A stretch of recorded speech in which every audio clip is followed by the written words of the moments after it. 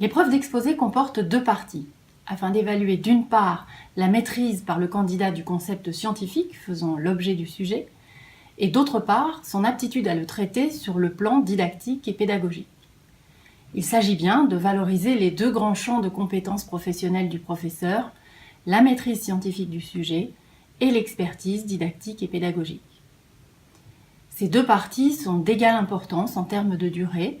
Leur ordre de présentation est laissé à l'appréciation du candidat.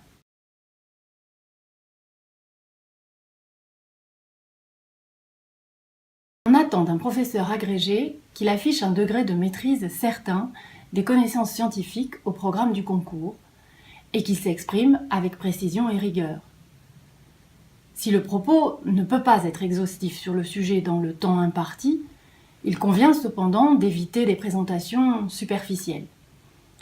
Il est important de montrer en quoi les éléments proposés permettent d'introduire le concept, d'en donner une vision d'ensemble, avant éventuellement d'expliciter, de justifier les choix effectués dans cette partie d'exposé.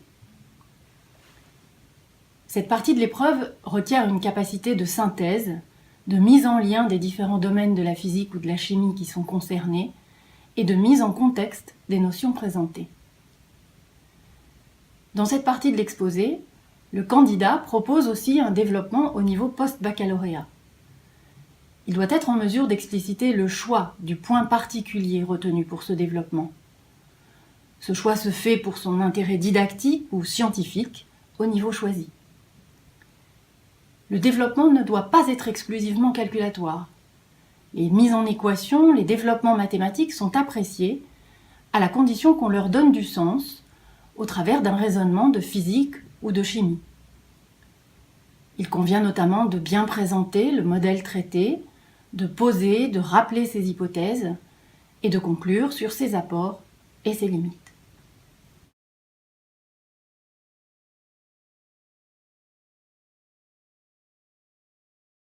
Cette partie d'épreuve constitue l'occasion pour le candidat, s'appuyant sur sa pratique professionnelle, de valoriser ses qualités pédagogiques et sa réflexion didactique en présentant un développement adapté et bien articulé au sujet proposé. Ce développement doit s'inscrire dans un contexte d'apprentissage et une progression en relation bien établie avec les programmes de collège et de lycée. Le candidat doit mettre en avant son expertise professionnelle et proposer une activité ou une progression d'activité, expérimentale ou non, qui pourrait être véritablement mise en œuvre en classe. Les prestations de candidats présentant des situations d'apprentissage accordant une place à des démarches riches et authentiques, centrées sur l'élève et définissant des objectifs pédagogiques réalistes, clairs et précis, sont valorisées par le jury. A l'inverse, présenter une activité vécue dans la classe ou extraite d'une ressource bibliographique sans faire émerger explicitement son ou ses intérêts pédagogiques ni son lien avec le concept n'est pas suffisant. Il convient de préciser les objectifs d'apprentissage visés, d'indiquer soigneusement les compétences travaillées ou évaluées, en faisant preuve d'un recul critique vis-à-vis des sources utilisées. Le candidat doit être en mesure d'analyser ses choix, mais aussi de les défendre. L'élève et sa mise en réussite doivent constituer un objectif central. Il est important de proposer les réponses attendues des élèves, et pas seulement les questions qui leur sont posées, d'analyser les obstacles cognitifs auxquels les élèves peuvent être confrontés dans le cadre de l'acquisition de certaines notions, et de proposer des modalités pour les dépasser. Des propositions de traitement de la question de la différenciation et de l'évaluation, notamment l'évaluation diagnostique, sont aussi appréciées. Notons que les deux parties de l'exposé ne sont pas indépendantes. Les choix faits dans la partie pédagogique sont à expliciter au regard du concept scientifique traité, et le traitement pédagogique ne doit pas reposer sur des généralités transposables à toutes les disciplines, mais bien rester dans le cadre de la physique et de la chimie et de leurs spécificités didactiques.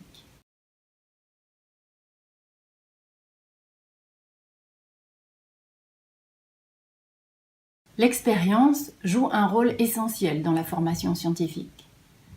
À ce titre, la partie exploitation pédagogique du concept peut donc s'accompagner d'une réalisation expérimentale. Il convient alors de montrer en quoi l'expérience est formatrice pour l'élève et apporte une réelle plus-value à sa maîtrise du concept. Par ailleurs, la partie relative à la présentation du concept scientifique peut elle aussi s'appuyer sur une ou des réalisations expérimentales, bien entendu de manière raisonnable, compte tenu de l'existence d'une autre épreuve orale, spécifiquement consacrée, elle, à la dimension expérimentale de la discipline.